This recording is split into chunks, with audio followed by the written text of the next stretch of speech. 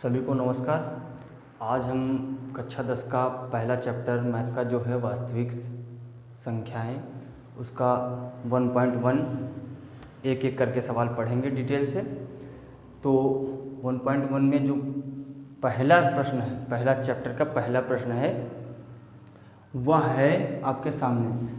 सवाल कह रहा है निम्नलिखित संख्याओं का महत्तम समावर्तक ज्ञात करने के लिए यूक्लिड विभाजन एल्गोरिथ्म का प्रयोग कीजिए। यूक्लिड विभाजन एल्गोरिथ्म का प्रयोग करके एचसीएफ निकालना है। हम भागविद द्वारा पहले निकालते थे, अब इसमें कह रहा है कि यूक्लिड विभाजन एल्गोरिथ्म के जरिए आप एचसीएफ निकालिए। तो इसमें करना क्या है, एक प्रमेय है यूक्लिड विभाजन प्रमेय, उसी के अनुसार इसमें निकालना है। अब हम पहला सवाल करेंगे, आगे समझ में आएगा कि यूक्लिड विभाजन एल्गोरिथ्म से कैसे निकालेंगे। जैसे मान लीजिए फर्स्ट सवाल है, पहला सवाल है, इसको हम हल करेंगे। ठीक है, लिखा हुआ है 135 और 255। इसको अगर हम भाग विधि से हल करते हैं तो कैसे हल करते हैं देखेंगे, उसके बाद समझेंगे कि यूक्लिड विभाजन एल्गोरिथम से कैसे हल करेंगे। अब देखिए, यहाँ पे जो संख्या बड़ी होती है उसको बीच में रखते हैं और जो छोटी होती है उससे भाग देते हैं। ये हुआ 135। अब इससे इसको भाग देंगे तो कितनी बार जाएगा, एक बार जाएगा, 135 हो जाएगा।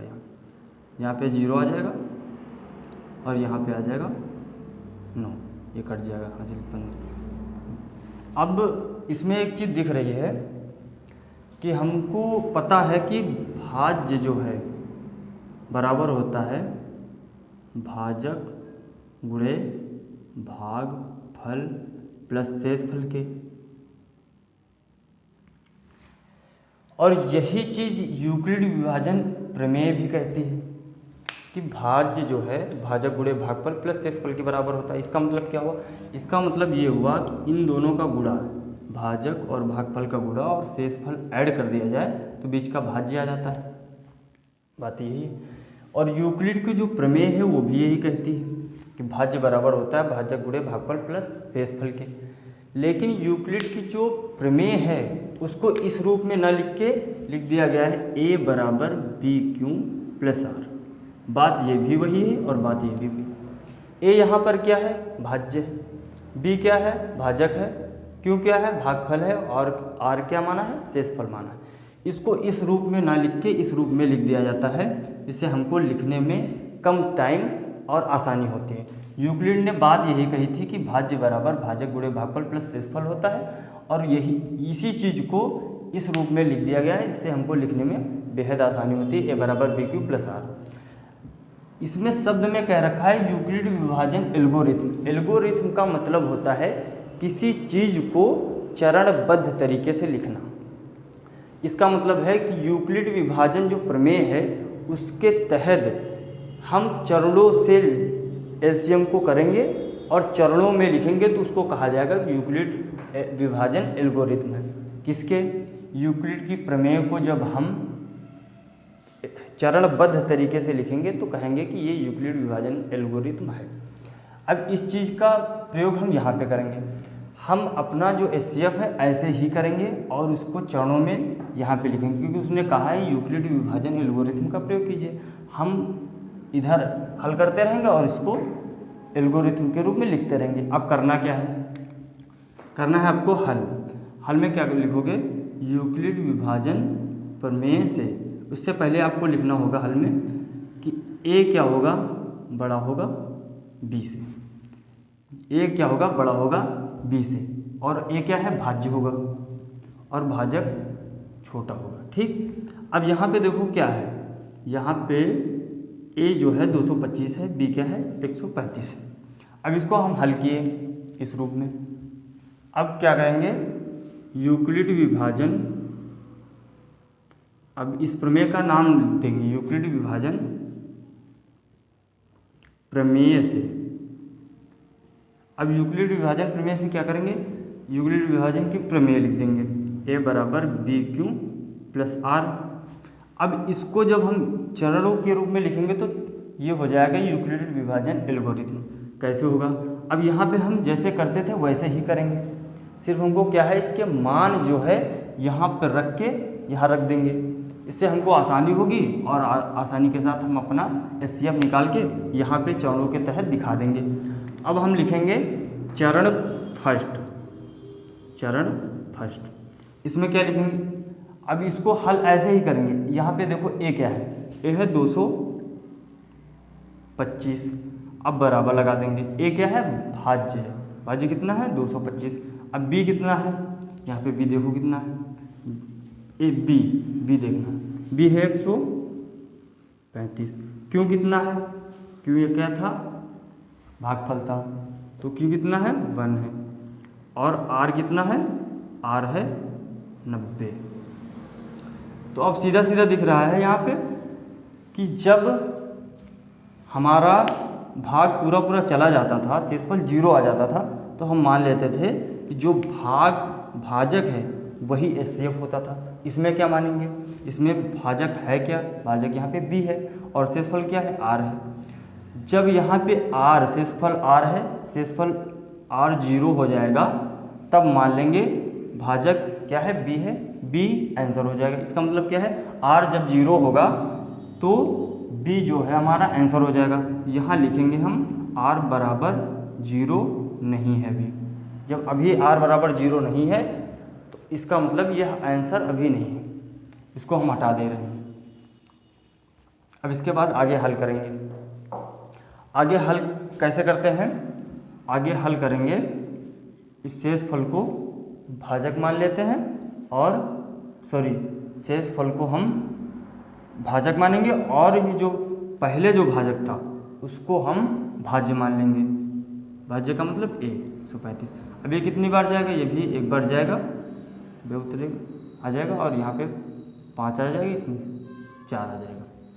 अब देखो दूसरा चरण बनता क्या है, लिखेंगे चरण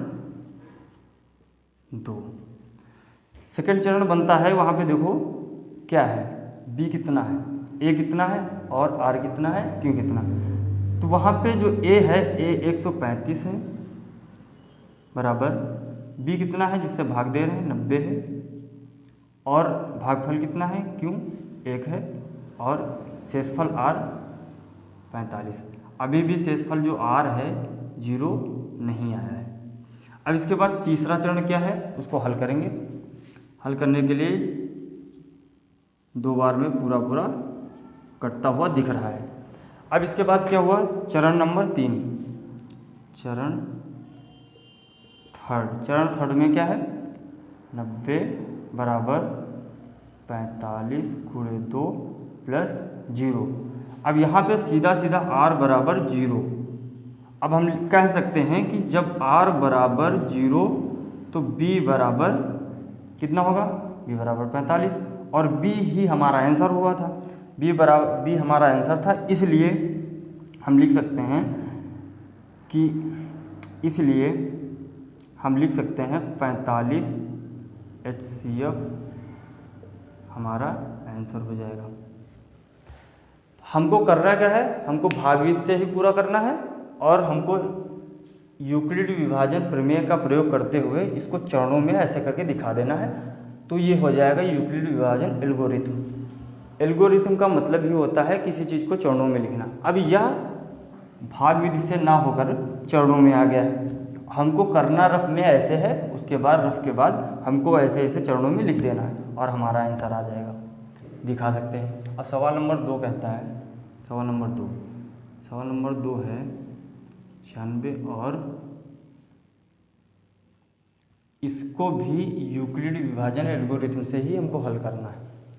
इसको कैसे करेंगे, जैसे हम पहले सवाल को किए थे वैसे ही करेंगे। लिखेंगे हल में क्या है, A बड़ा होना चाहिए B से, ठीक, पहले लिख दिया गया। A क्या होगा, बड़ा होगा B से, और दूसरी लाइन में लिखेंगे यूक्लिड, शर्त है कि A बड़ा होना चाहिए B से, यूक्लिड विभाजन प्रमेय से, ठीक है। यूक्लिड विभाजन प्रमेय है क्या, A बराबर BQ प्लस R, ठीक। अब इसके रूप में हम आगे बढ़ेंगे, इसको इधर रखेंगे, रफ कार्य इधर कर लेंगे। रफ कार्य करना कैसे है, जैसे हम भाग देकर अपना एचसीएफ निकालते थे वैसे ही इसमें हमको एचसीएफ अपना निकालना है, और इस जैसे जैसे आगे बढ़ता रहेगा वैसे वैसे चरणों में हम इसको लिखते रहेंगे। अब इसको कितने बार ले जाएं, तो एक बार जाता हुआ दिख रहा है 96 आ गया, जाएगा 6 आ जाएगा, 7 आ जाएगा, 8 आ जाएगा, उसके बाद 1 आ जाएगा। ठीक, और अब इसको हम लिखेंगे कैसे, अभी शेषफल आया नहीं, ये अभी शेषफल तो है नहीं, अभी चरण पूरा नहीं हुआ। अब इसको हम नोट करेंगे 2। इसके बाद अब कितने बार ले जाएं, लगभग ये 200 है, और 200 का 10 गुना होता है 2000। इसका मतलब है लगभग ये 2000 के पास है, लगभग 9 बार चला जाना चाहिए। 9 बार ले जाने के बाद हम इसका इधर गुणा कर देंगे और नीचे लिख के देखेंगे कितना जा रहा है, लगभग 9 बार जाना चाहिए।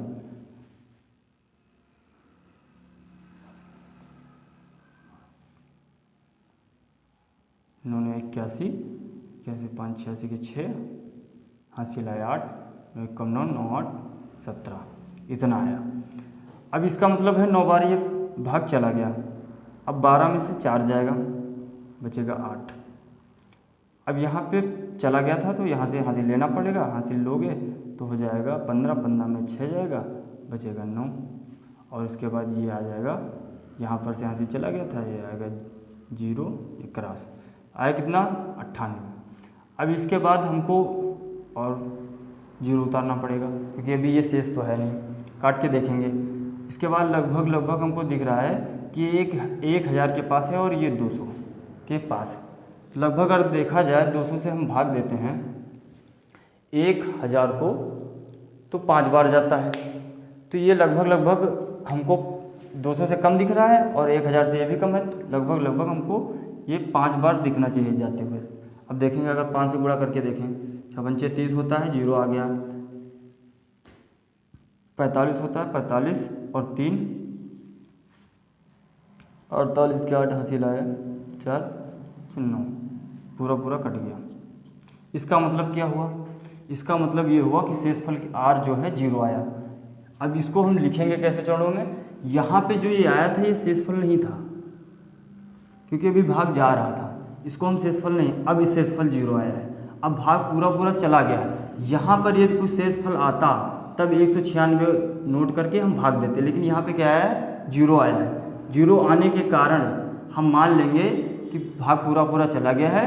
यदि यहाँ पे कुछ भी आता तब हम इससे भाग देते 196 को, अगर वो काट देता तब मान लेते कि ये अपना आंसर हो, यही अपना क्या होगा शेषफल होगा, और शेषफल आगे भाग जाएगा।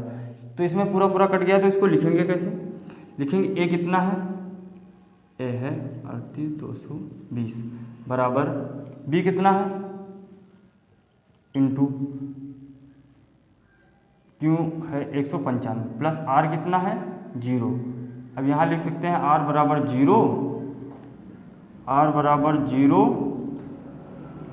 b बराबर कितना है 196 है, इसलिए कितना हो जाएगा 196 HCF हो जाएगा इसका, यही अपना आ जाएगा आंसर। 2 सवाल हो चुके हैं और जैसे दोनों सवाल हुए हैं वैसे सवाल नंबर 3 भी हल होगा। अब लिखेंगे सवाल नंबर 3 को।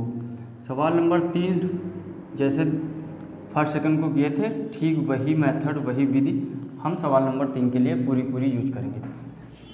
तो अब हम इसको a बड़ा होगा b से यहाँ पे, ठीक है। इसके बाद क्या लिखेंगे, यूक्लिड विभाजन प्रमेय से, इसमें भी यूक्लिड विभाजन प्रमेय का उपयोग होगा। अब इसके बाद यहाँ पे रफ कार्य में क्या करेंगे, जैसे करते थे वैसे ही करेंगे, भाग विधि से अपना HCF निकालेंगे और उसको फिर चरणों में रखेंगे। इधर रख देंगे a बराबर BQ प्लस R, ये है ठीक। अब इसको भाग देंगे तो लगभग कितने बार जाएगा देखा जा रहा है, 3 बार लगभग पहुँच जाएगा। गुणा करेंगे तो 15 6 7 2 आएगा, 0 आएगा, 1 आएगा, ठीक। अब ये आ गया। अब यहाँ पर देखो शेषफल 102 आ रहा है और इससे पहले वाले सवाल में शेषफल नहीं आ रहा था, शेषफल 0 आया था, इसलिए हम बार बार भाग करते हुए चले गए थे। अब इसमें पूरा पूरा भाग चला गया है 3 बार और शेषफल आया है 2, 102। अब इसके बाद इसमें उसको रखेंगे, कैसे रखेंगे, पहले लिखेंगे चरण फर्स्ट में आप क्या करेंगे, रखेंगे इसके मान। ए कितना है वहाँ पे, ए है 867 बराबर बी कितना है 255 है, 255 रख देंगे। क्यू कितना है, क्यू 3 है, प्लस आर कितना है 102 है। इनके मान रखने के बाद अब इसके बाद यहाँ लिखेंगे कि आर बराबर 0 नहीं है। जब आर बराबर 0 होगा तभी हमारा बी आंसर आएगा, मतलब भाजक हमारा आंसर होगा, शेषफल जब 0 होगा, ऐसा उसमें होता है। और वही काम इसमें होगा, आर ये है और बी है। अब इसके बाद लिखेंगे चरण सेकेंड में क्या करना होगा, आगे हमको भाग देना होगा। आगे भाग जब देंगे तो इसको यहाँ ले आएंगे और भाग देंगे तो लगभग ये भी 2 बार जाएगा, यहाँ पे हो जाएगा 204, घटा देंगे 1 आएगा, यहाँ पे 5 आएगा और यहाँ पे कुछ नहीं बचेगा।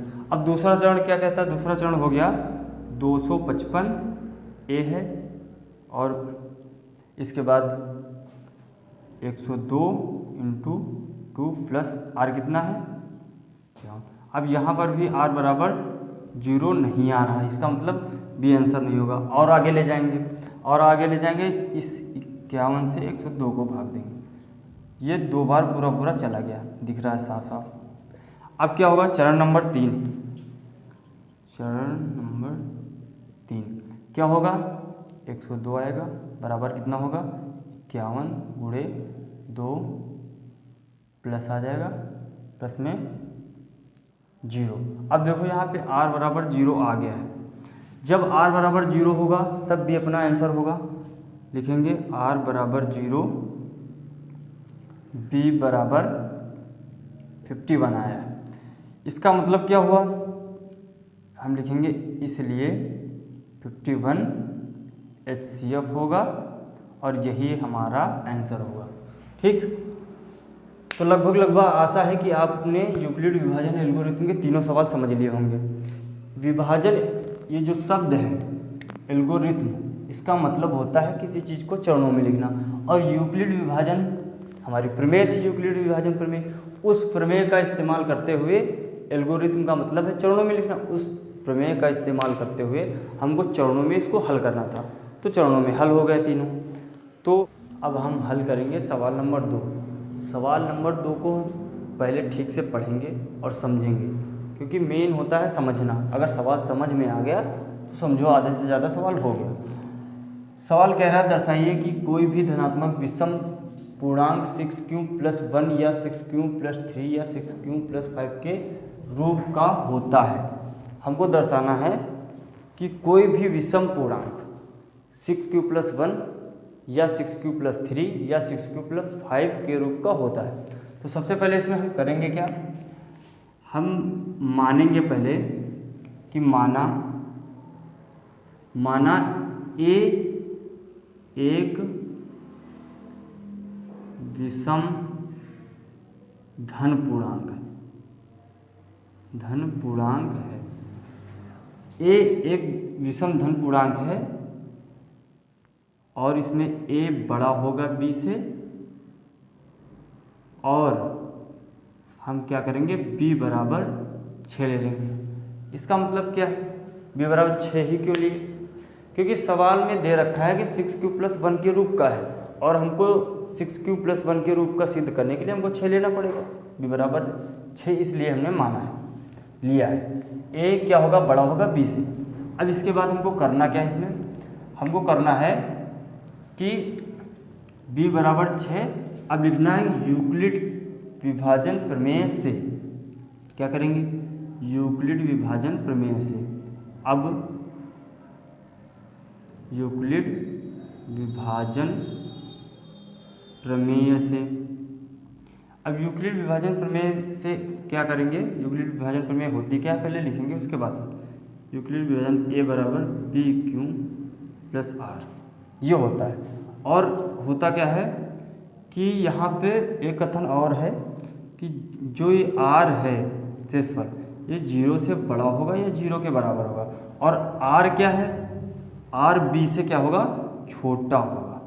ये बात भी कही जाती है।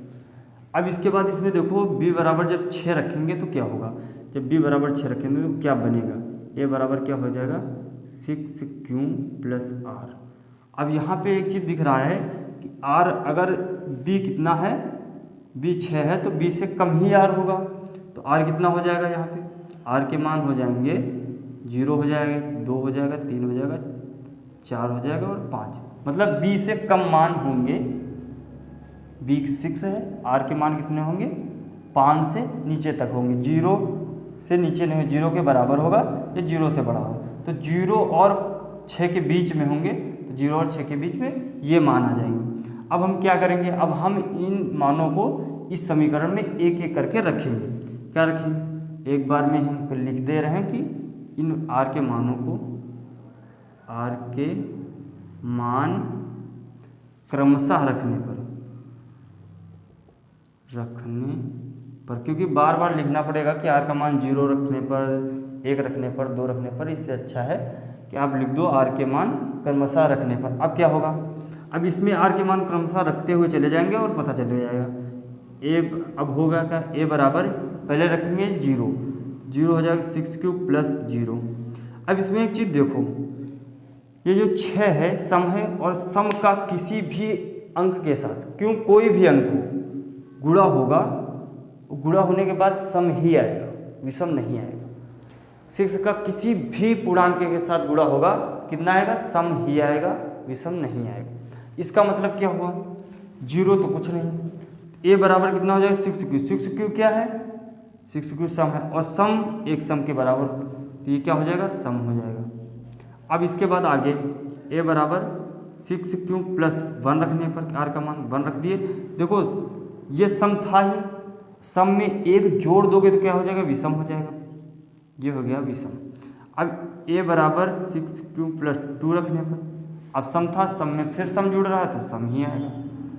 अब इसके बाद a बराबर 6q प्लस 3 कर दिया। अब इसमें देखो फिर सम था, सम में विषम जोड़ने पर विषम हो जाएगा। अब आगे फिर a बराबर 6q प्लस 4, अब ये सम था, सम में सम जोड़ा तो सम ही आएगा। अब a बराबर 6q प्लस 5, ये भी क्या हो जाएगा, विषम हो जाएगा, क्योंकि सम में विषम जुड़ रहा है। अब निकला क्या, एक ये विषम है, एक ये विषम है और एक ये विषम है, और सवाल में कह भी ये रखा है कि 6q plus 1, 6q plus 1, 6q plus 3, 6q plus 5। अब हमें क्या कहना है, 6q plus 1, 6q plus 3, 6q plus 5 तीनों क्या है, तीनों विषम आए। अब हम कह सकते हैं कि 6q प्लस 1 कह सकते हैं, 6q प्लस 1 कामा 6q प्लस 3 कामा 6q प्लस 5 क्या है, विषम पूर्णांक हैं।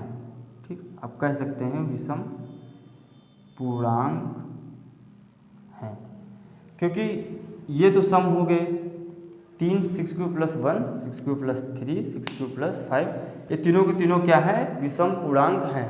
हम यह बात अब लिख सकते हैं और कह सकते हैं। अब ये हो गया सिद्ध, यही हमारा होगा आंसर।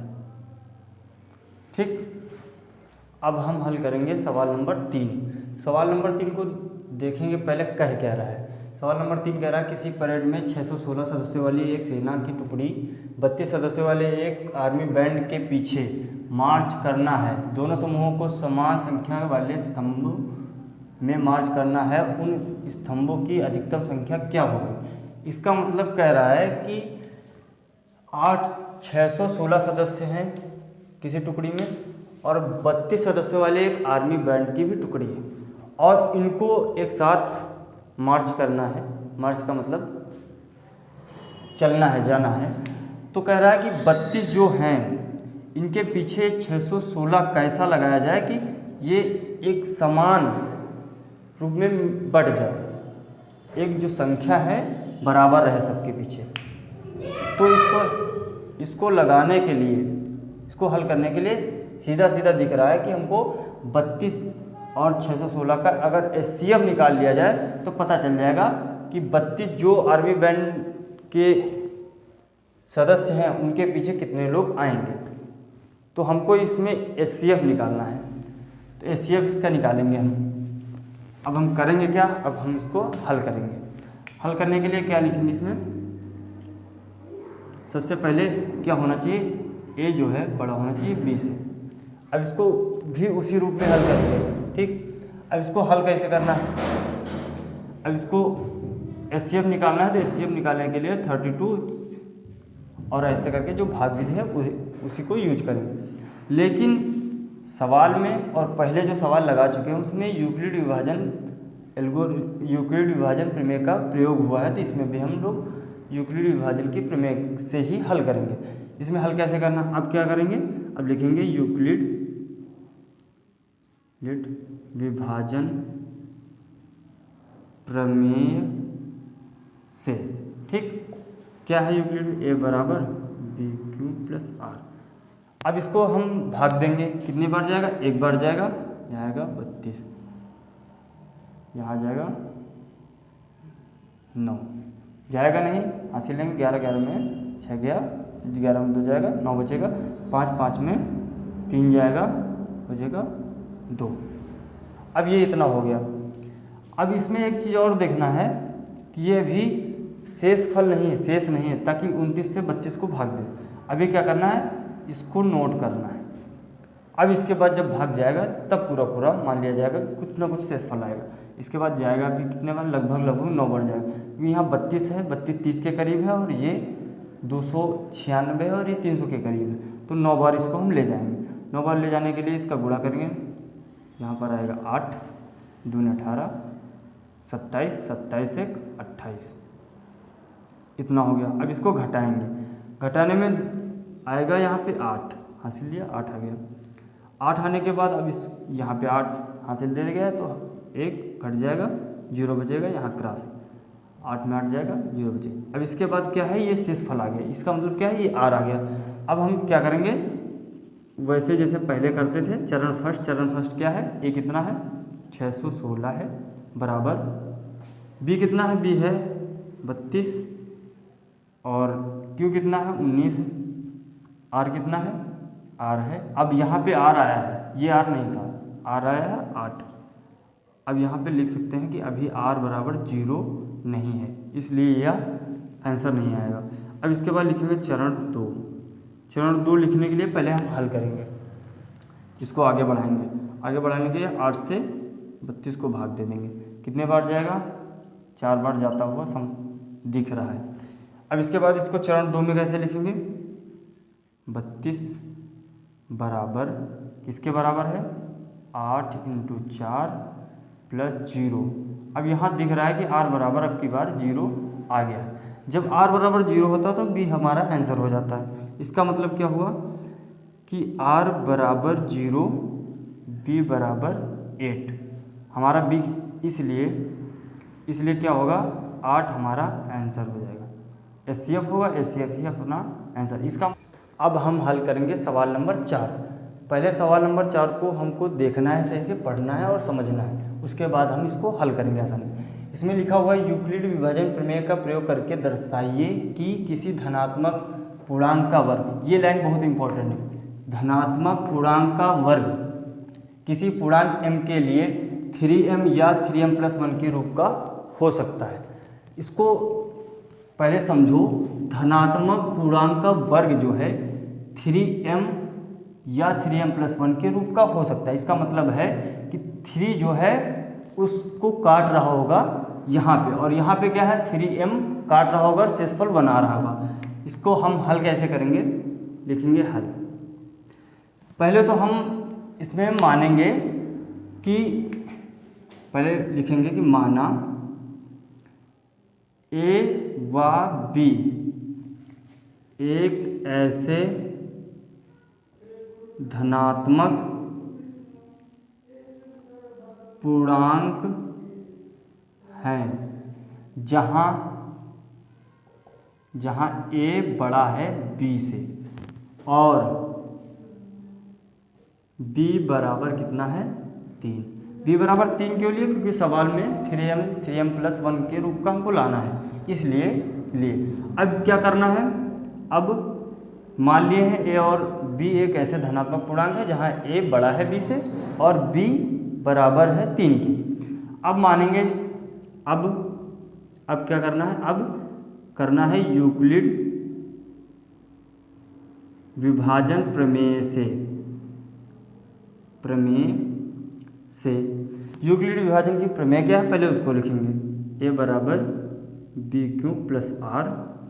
और दूसरी शर्त क्या है, दूसरी शर्त है 0 से r बड़ा होगा या बराबर होगा और r b से क्या होगा, छोटा होगा। ये दूसरी शर्त है इसकी। अब करना क्या है हमको, अब इसमें b का मान रख देंगे तो क्या बन जाएगा, a बराबर हो जाएगा 3q प्लस आर। जब यहाँ पे हम b का मान 3 रख रहे हैं तो यहाँ पे क्या बनेगा जाके, यहाँ पे बनेगा जाके r बराबर क्या हो जाएगा, r बराबर r b से छोटा है, इसका मतलब 3 से छोटा होगा और 0 के बराबर होगा, इसी के बीच आएगा। इसका मतलब क्या, 3 से छोटे और 0 तक की संख्याएं हो सकती हैं r की। इसका मतलब क्या है 1 2, 0 और 1 2 हो सकता है, 3 से छोटी हैं और 0 के बराबर, ये माना है r के। अब करना क्या है हमको, अब हर एक r का मान बार बार एक एक करके रखेंगे इसमें। अब क्या लिखेंगे, r बराबर 0 लेने पर। अब r का मान इसमें 0 रखेंगे तो क्या होगा, a बराबर 3q प्लस 0। इसमें सवाल में देखो क्या कह रखा है पूर्णांक का वर्ग। अब हम क्या करेंगे, इसका वर्ग करेंगे, a इस पर पूरा वर्ग हो जाएगा, 3q प्लस 0 इसका पूरा वर्ग। ये कितना बनेगा जाके, a स्क्वायर बराबर ये बन जाएगा 3 को सीधा लिखे दे रहे हैं 9, 3 का वर्ग होता है 9 और ये कर देंगे q स्क्वायर, q का स्क्वायर। 0 का कुछ नहीं होता, 0 का मतलब 0, तो इसका मतलब क्या हुआ, इतना मान आ गया। इसको एक आगे और क्या लिखेंगे, 3 बराबर 3, अगर इससे कॉमन ले लिया जाए तो ये बन जाएगा जाके 3q स्क्वायर, इस रूप का बन जाएगा। अब आसानी से हमको दिख रहा है कि 3 क्या कर रहा है, इसको डिवाइड कर रहा है 3q स्क्वायर बार। 3 क्या कर रहा है, इसको डिवाइड कर रहा है, किसी पूर्णांक को 3 क्या कर रहा है, कितने बार काट रहा है, 3q स्क्वायर बार। अगर इसको हम 3q स्क्वायर को क्या कर दें, m मान दे दें, क्या हो जाएगा, m बराबर, अगर मान दे दें कि m बार काट रहा होगा, 3q स्क्वायर को मान लें कि यह m बार है, तो ये अब क्या बन जाएगा जाके, स्क्वायर बराबर 3, ये m हो जाएगा कि 3q स्क्वायर क्या है, m है, मानना कि m बार है, इतने बार काट रहा है तो m हम मान लिए उसको। अब क्या हो जाएगा, 3m के रूप का हो जाएगा। अब इसके बाद हमको करना क्या है, अब इसमें मानेंगे मान r बराबर जब 1 रखने पर। अब करना क्या है, एक एक करके हमको मान रखना है, ये आ गया। इसके बाद अब क्या करना है, r बराबर 1 लेने पर, जब r बराबर 1 लेंगे तब क्या होगा, इसी समीकरण में रखेंगे, a बराबर 3q प्लस कितना हो जाएगा 1। अब इसका वर्ग कर देंगे, सवाल में कह रखा है। अब हो जाएगा a वर्ग बराबर 3q प्लस 1 का वर्ग। अब इसको कैसे हल करेंगे, a स्क्वायर आ जाएगा। अब a प्लस बी के फार्मूले पे इसको तोड़ देंगे, कितना आएगा, 3 वर्ग प्लस 1 का वर्ग, b का स्क्वायर प्लस 2, a कितना है 3q इंटू 1, इतना आ जाएगा। अब इसको हल कर लेंगे, a स्क्वायर बराबर ये कितना हो जाएगा 9q स्क्वायर प्लस 1 का स्क्वायर 1 ही होता है, ये हो जाएगा q, 1 से गुणा करेंगे उतना ही आएगा। अब इसमें हमको करना क्या है, 3m प्लस, यहाँ पे 3m के रूप का आ ही गया है, अब हमको यहाँ पे सिद्ध करना है 3m प्लस 1 के रूप का। क्या करेंगे, a स्क्वायर बराबर, अब इसको 9q स्क्वायर लिखेंगे, इसको 6q प्लस 1 कर देंगे। अब इन दोनों में देखो 3 कॉमन मिल सकता है क्या, दोनों में मिल जाएगा। करेंगे a स्क्वायर बराबर 3 से चला जाएगा, दोनों से बचेगा कितना 3q square plus 2q plus 1। अब देखो इसमें दिख रहा है कि 3 क्या कर रहा है, किसी इस पूर्णांक के वर्ग को काट रहा है, कितने बार, कुछ बार में काट रहा है, प्लस एक शेषफल बच रहा है जो हमको यहाँ निकालना था। इसको हम क्या करेंगे, अगर इसको m बार मान लें कि 3q स्क्वायर प्लस 2q, जैसे ही इसको मानेंगे वैसे क्या हो जाएगा, Q बराबर 3m+1। देखो हमको यही सिद्ध करना था। अब हम मान रख कर देख सकते हैं कि r बराबर है 2। अब r का मान हम 2 रख के देखेंगे क्या होता है। इधर जगह है, इधर हम r का मान 2 रख के देखेंगे। r का मान जब 2 रख रहे हैं तब क्या हो रहा है, a बराबर AQ + 2। अब इसमें जब r का मान 2 रख दिए, इसके बाद क्या रहा है, पूर्णांक का वर्ग कर देंगे। 3Q + 2 इसका भी वर्ग हो गया। अब वर्ग को हल करेंगे, कितना हो जाएगा, +2 का वर्ग +2, ये कितना है 3Q × 2, इतना हो गया। अब इसको कैसे हल करेंगे, इसको करना क्या है, 9Q² आ जाएगा, ये 2 दूना हो जाएगा 4 का वर्ग हो गया 4, अब ये हो जाएगा +6 दून 12Q। अब इसको हम थोड़ा Q को पहले लाएंगे और 4 को उधर ले जाएंगे, ये हो जाएगा a² बराबर 9Q² + 12Q प्लस, अब इस 4 को हम 3 + 1 लिख सकते हैं।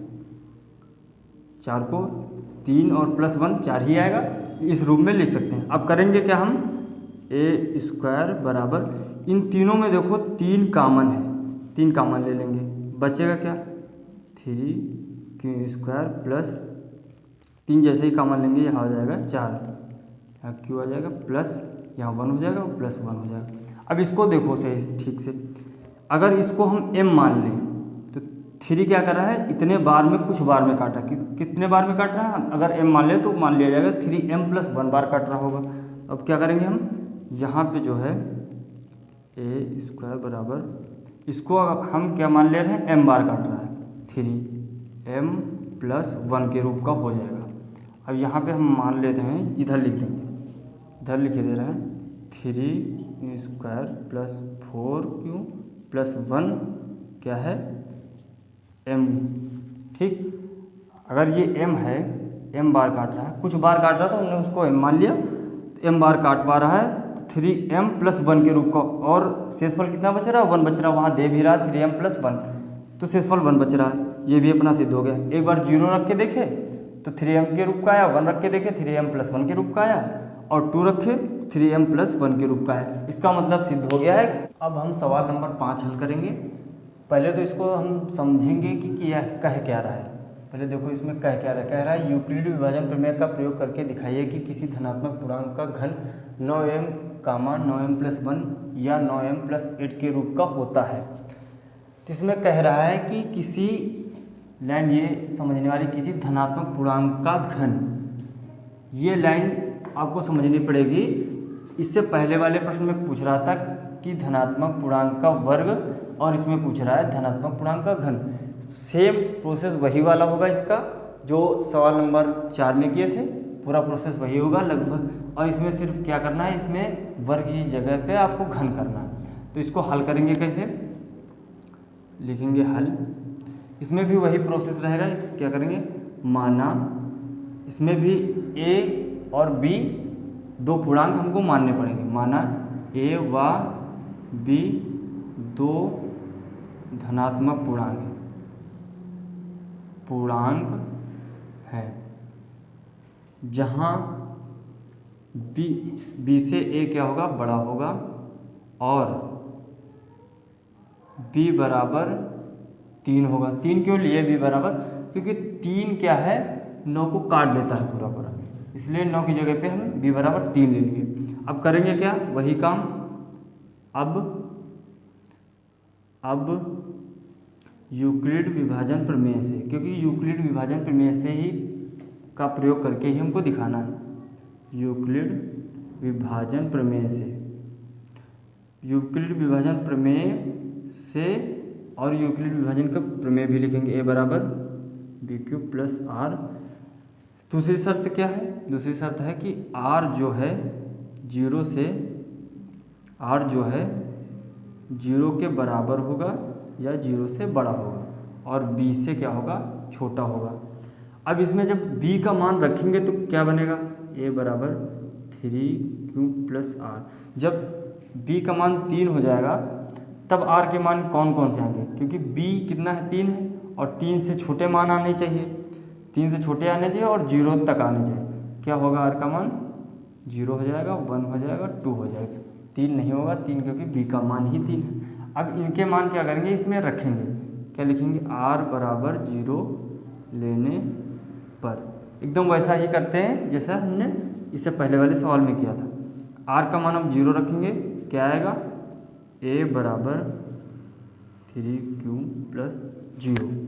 अब इसका कहना क्या है, ये तो बन गया धनात्मक, क्योंकि यूक्लिड विभाजन प्रमेय से ये बन गया। अब करना क्या, धनात्मक पूर्णांक का घन कह रहा है, धनात्मक पूर्णांक जो है इसका घन, इसका घन 3q प्लस 0 का घन। अब ये हो जाएगा क्या, क्यूब बराबर, ये 0 तो कुछ नहीं, ऐड करोगे कितना आएगा, 3 क्यों ये आएगा और इसका घन हो जाएगा। अब ये आएगा कितना, a क्यूब बराबर, इसका घन 3 का घन होता है 27, क्यूब का वैसा ही रहेगा, ये बन गया। अब इसमें अगर हम 9m के रूप का दिखाना है तो हमको इसमें दिखाना पड़ेगा कि 9 से कट रहा होगा, तो 9 का मान क्या मिलेगा, इसमें 9 मिल जाएगा, ये हो जाएगा 3q क्यूब। अब इसमें देखो ये 9 जो है किसी धनात्मक घन को, किसी धनात्मक पूर्णांक के घन को 3q क्यूब बार काट रहा है।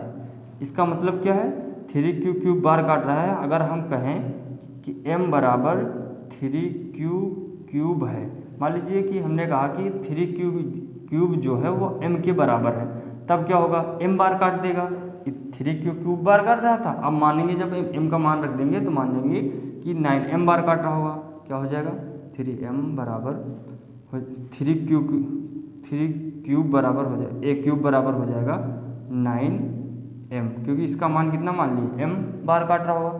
तो ये हम मान लेंगे कि हमारा पहला समीकरण है, फर्स्ट समीकरण। अब क्या करेंगे, अब r का मान यहाँ पे 1 लेंगे, जब r बराबर 1 लेने पर, अब r का मान इसमें रखेंगे, इस समीकरण में। अब करना क्या है, a बराबर 3q प्लस 1, क्या है करना, यह है जो इस काम इसमें किए थे वही काम इसमें करना है। कह रहा है धनात्मक पूर्णांक का घन, तो इसका घन कर देंगे, घन हो जाएगा बराबर 3q प्लस 1 का घन। अब ये निकल आएगा 3q, अब ये a प्लस बी का होल क्यूब बन गया, a प्लस बी का होल क्यूब वाला सूत्र रखेंगे इसमें, क्या होगा, 3q का क्यूब हो जाएगा, a प्लस a का क्यूब प्लस 3 इंटू ए कितना है, इंटू बी, ब्रैकेट में क्या होगा, ए बी। अब इतना हो गया। अब इसको क्या करेंगे, इसको इधर लाएंगे और 1 को उधर ले जाएंगे, बराबर 3, इसको क्या करेंगे, इसको घन के रूप में लिख देंगे, क्यूब 3 का घन होता है 81 लिख देंगे। इसके बाद क्या करना है, इसको उधर ले जाएंगे, इसको हल करके इधर लाएंगे, ये हो जाएगा 9 क्यूब, 3 तक का 9, 1 से होगा 1 ही आएगा, 1 से होगा तो 9 ही आएगा। अब क्या करना है, इसको 3q प्लस 1 और ये वाला 1 उधर जाएगा, प्लस कितना हो जाएगा, 1 ही रहेगा घन होने के बावजूद। अब क्या करना है, इसको एक क्यूब बराबर 81 क्यूब रहने देना है, प्लस इसका ब्रैकेट तोड़ देना है, गुणा कर देना है, कितना 9 त्रिक 27 क्यूब। अब इस क्यूब का होगा स्क्वायर हो जाएगा, प्लस 9 1 से होगा तो 9 क्यों आ जाएगा, प्लस 1 ही रहेगा। अब इसमें देखो एक ठीक से कि 9 कॉमन है कि नहीं सब में, क्योंकि 9 से ही हमको दिखाना है काटता, सब में 9 है तो 9 हमको कॉमन लेना ही पड़ेगा। एक क्यूब बराबर 9 सब में कॉमन आ रहा है, प्लस 1 को छोड़, क्योंकि इसके रूप का बनाना है। अब क्या करना है, अब 9 कॉमन आ जाएगा तो होगा क्या, 9 कॉमन आने के बाद ये बनेगा जाके 9 क्यूब प्लस 9 त्रिक 27 3q square plus q plus 1, इस रूप का बन गया। अब देखो ये क्या कर रहा है, पूर्णांक के घन को क्या कर रहा है, 9 इतने बार में काट रहा है। इसको अगर हम m मान लें कि m बार काट रहा होगा मान लीजिए, जब q plus 3q² plus q, ये m के बराबर हो गया और इतने बार ही काट रहा है वो, तो इसको हम इसकी जगह पे क्या रख देंगे, m रख देंगे, 1 क्या जाएगा 3 बराबर 9m प्लस 1। इस समीकरण इसको हम दूसरा मान लें, समीकरण नंबर 2। अब इसके बाद करना क्या है हमको, अब r का मान 1 ले लिए, 2 0 ले लिए, 1 ले लिए, अब इधर आएंगे हम, इधर करेंगे, अब लिखेंगे r बराबर 2 लेने पर। अब करना क्या है, वैसे जैसे इसमें दोनों में काम किए वही काम करना है। r का मान a बराबर 3q प्लस 2, अब इसका क्या करना है, घन कर देना है, aq बराबर 3q प्लस 2, इसका घन हो जाएगा, aq बराबर, इसको तोड़ दो, 3q का q प्लस 2 का q plus 3a into B into A plus B, ये हो गया। अब करना क्या है, aq बराबर ये हो जाएगा 81q क्यूब प्लस ये, इसको उधर ले जाएंगे फिर इसको इधर लाएंगे, कितना होगा 9 त्रुक 3 का 9 9 दून 18 हो जाएगा, 18q। अब ये हो जाएगा 3q प्लस 2, अब इसको उधर ले जाओगे, 2 का कितना होता है क्यूब, 8 होता है, ठीक। अब देखो इसको करना क्या है, इसका ब्रैकेट तोड़ना है, aq बराबर 81q प्लस ब्रैकेट तोड़ोगे कितना आएगा 54q² प्लस 36, 18 दूना 36q प्लस 8। अब इसमें क्या करेंगे, इसमें भी 9 कॉमन लेंगे, 9 कॉमन ले लेंगे, बचेगा क्या 9q क्यूब प्लस 6 9 छाक 54q² प्लस 36q प्लस 8। अब इसको फिर हम मान लेंगे m, यह m है, 9 घन को कितने बार में काट रहा है, किसी पूर्णांक के घन को इतने बार काट रहा है, इसको क्या मान लेंगे, हम मान लेंगे कि यह जो है m बार काट रहा होगा, aq बराबर इधर लिख देंगे हम इसका मान m बराबर, ठीक। अब क्या होगा 9m आ जाएगा प्लस 8 आ जाएगा, इसको मान लेंगे समीकरण 3। अब हम लिख सकते हैं, देखो 9m प्लस 1 9m प्लस 8, यही आ गए मान। अब हम लिख सकते हैं समीकरण फर्स्ट सेकेंड थर्ड से कह सकते हैं कि किसी धनात्मक पूर्णांक के घन का, किसी धनात्मक पूर्णांक के घन का 9m 9m plus 1 9m plus 8 के रूप का हो सकता